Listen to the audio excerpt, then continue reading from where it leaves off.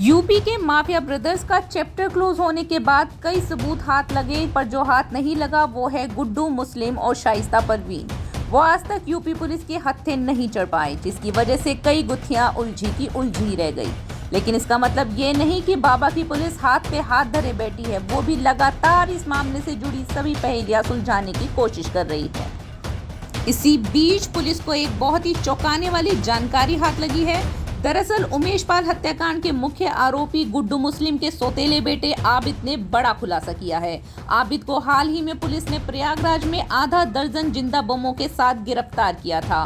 पूछताछ में आबिद ने बताया कि वो अपने अब्बा गुड्डू मुस्लिम की हत्या करने की फिराक में था, लेकिन इसकी वजह जो आबिद ने बताई वो बेहद ही चौंकाने वाली है। इसकी वजह उसने गुड्डू मुस्लिम की अतीक अहमद की बीवी शाइस्ता परवीन से मोहब्बत को बताया है। उसका कहना है कि शाइस्ता के चलते गुड्डू मुस्लिम ने अपनी बीवी को धोखा दे दिया। रिपोर्ट्स के मुताबिक आबिद ने बताया, मेरे अब्बा के अतीक अहमद के संपर्क में रहने की वजह शाइस्ता परवीन ही थी। अब्बा काफी समय से शाइस्ता को पसंद करता था, लेकिन यह मोहब्बत एक तरफा थी। हालांकि अतीक अहमद के जीवित रहते हुए गुड्डू मुस्लिम ने कभी अपनी चाहत को शाइस्ता के आगे जाहिर नहीं किया था। कुछ समय तक शाइस्ता की तरफ से कोई रिस्पॉन्स न मिलने पर गुड्डू मुस्लिम प्रयागराज छोड़कर कहीं और चला गया था। आबिद ने आगे खुलासा किया, साल 2012 में गुड्डू फिर लौटकर प्रयागराज वापस आया। वहां के चकिया इलाके में चांदनी नाम की महिला के साथ रहने लगा। अतीक अहमद ने गुड्डू मुस्लिम के लिए चकिया इलाके में 3 मंजिला मकान भी बनवा दिया था। गुड्डू ने अपनी पत्नी चांदनी के पहले पति से जन्मे बेटे आबिद के लिए चिकन शॉप खुलवाई थी, जो उमेश पाल मर्डर के बाद बंद हो गई थी। इस बीच गुड्डू अतीक अहमद के लिए काम करता रहा। साल 2017 में जब अतीक अहमद जेल गया तो गुड्डू मुस्लिम ने शाइस्ता के साथ मिलकर उसके आपराधिक साम्राज्य को संभाला।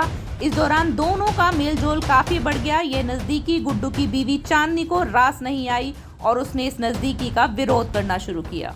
बताया जा रहा है कि खुद को टोकने से नाराज गुड्डू मुस्लिम ने चांदनी की कई बार पिटाई भी की थी और ये बात उसके सौतेले बेटे आबिद को अच्छी नहीं लगी। उसने कई बार बीच बचाव किया और मन महसूस कर रह गया।